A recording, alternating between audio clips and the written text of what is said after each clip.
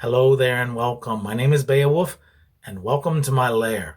And as you gaze upon the spectacle that is my decorative sensibilities, know this: these are not Halloween decorations, but the spooky things that I surround myself with year round. So please don't allow my eccentricities to scare you away, because I have some interesting things to share with you today that tie in with the season, if you're in my hemisphere or time zone that we are now entering in, which is the autumn season. So, first of all, I want to talk about the method by which I'm going to share these things with you.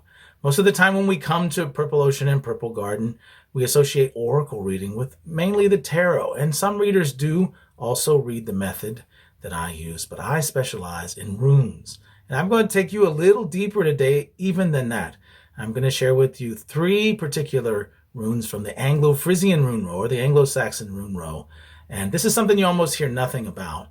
And it's very hard to find information about that, but I wanted to share these things with you and tie that into the things we begin to feel as nature begins to lull herself into a sleep and seemingly die off. And of course, she doesn't die. She comes back to us after the solstice. The sun returns, and spring always returns as well.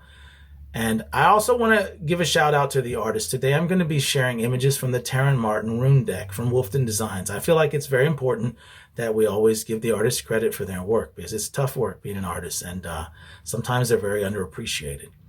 The first rune that I want to share with you is Yayar. Yayar literally means harvest, and you see these people threshing a wheat field. And in the distance you can see snow on the capped mountains. So they seem to be in a rush to pull things together before the harshness of winter comes in. And it's the harvest rune, and it represents basically reward for effort, whether that's good or bad.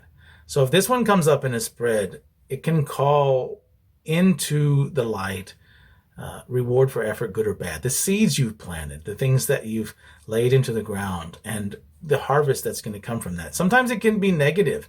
I don't like to use the word bad if it's surrounded by negative runes. The word bad doesn't give us the opportunity to see negative experiences as tools of transformation. And I feel like in our creature comfort, self-regeneration, fueled society, we also begin a lot to see people pushing away suffering and people pushing away darkness and the negative aspects of life. But these are our teachers, and we learn a lot. But this particular rune represents the effort that you've put in and the harvest you're going to reap. It's it's a very, very beautiful rune when you think about it. And this time of year, believe it or not, as the season begins to set in and darkness sets in, we also begin to think about other things. And almost all harvest celebrations involve honoring the ancestors or the dead.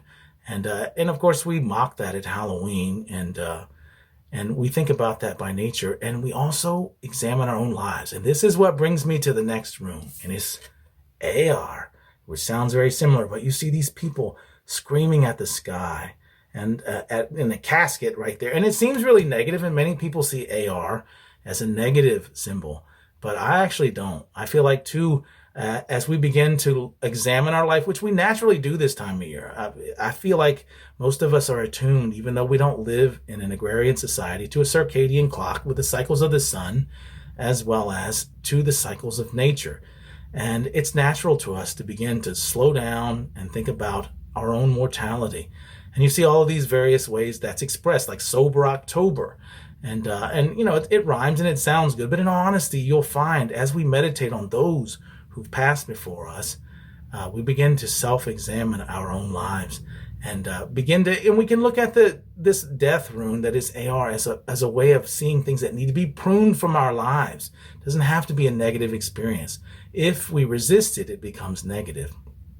I feel like meditating on our mortality actually brings forth more life, an appreciation of life. You can't have life without death, light without darkness. It's just part of the dualistic nature of the universe we live in. So we learn from that if we want to seek wisdom.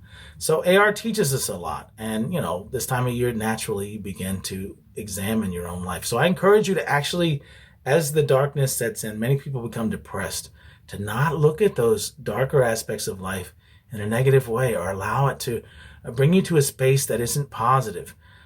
Because in all honesty, we learn a lot from darkness, and we're made perfect through suffering. We always hear, well, I had this great idea, and the light just came on one day. See, I don't feel that way about it. I feel like that idea is born in the darkness. That great spiritual knowing is born in the darkness. We always talk about dark night of the soul type of experiences. Just like you, with your unique self, were born into this world after 9 months, if you had a normal birth, in the womb, cradled by the love of your mother. And then now you're here. And so I actually see darkness as a teacher. So, and many times this isn't, in the aspect of shadow work, things like that, but just the harshness of life. And we're made perfect through those things, and we grow from them. So we resist sometimes. But as we examine things, and as harvest comes in, what happens? We begin to plan celebrations with the family, enjoy the bounty. All you pumpkin spice people come out from the woodwork and throw pumpkin at everything from coffee to beer, and which is anathema. But also we begin to really, really examine our own life in a way that we don't normally do, and many people resist. We always talk about New Year's, and people make all of these grand resolutions after the solstice and the new year comes in. But in all honesty, I guarantee you, if you're anything like me, you're already doing that. And it seems more natural this time of year because we're meditating on our mortality. And we're looking at those things we need to prune out of our life. But another thing happens, and I encourage you to see this in a positive light. The Cain rune comes into play. The Cain rune, or Cainaz as it was in the Elder Futhark, which it looked a little different in the Elder Futhark, means torch or fire, inspiration, passion in its positive aspect. But this particular rune also can be negative. On the negative spectrum, it can represent anger and the fires of hatred and all these other things. But in its positive aspect, it represents passion and creativity. And to me, also the fires that we start lighting, because it's getting cold. And we sit around those fires and we eat too much and we enjoy each other's company. And hopefully we don't dwell too much on politics so that we can enjoy our family. So try and think about that this year, because this is a crazy year. And but that fire is the fires of creativity as well. And we don't have to wait till spring to actually plant new seeds. This darkness that sets in and the days begin to become shorter and darkness greets us at 5 o'clock. At one time, when we were more in an agrarian society, we harvested all of the bounty from nature, and then we rested more in the winter. But we live in this modern society that doesn't really afford us the opportunity to live according to the cycles of nature, even though you'll find yourself getting sleepier this time of year. Actually, a lot easier, and sleep just feels so good when it's cold. I really feel like this is just still part of us being attuned to nature, and we don't always get to experience its fullness. So do take time to rest and dream and grow. And don't see the negative aspects of this time of year. And when you think of death and all of those things, think of the new seeds that you can plant, and also the fires of creation and inspiration that you can bring forth in your life. Every year this time of year, I begin to self-examine. That's why I'm doing the Sober October thing this year among many people, and it's really serving me quite well. I encourage you to allow those dark feelings that come in to change you and transform you. Now, these 3 runes, I feel like they really, really harmonize this time of year. And it's something that many of us kind of push off, especially the death aspect. We mock it at Halloween, but I think a lot of people become depressed between now and the holidays because we've lost someone. Remember their voices.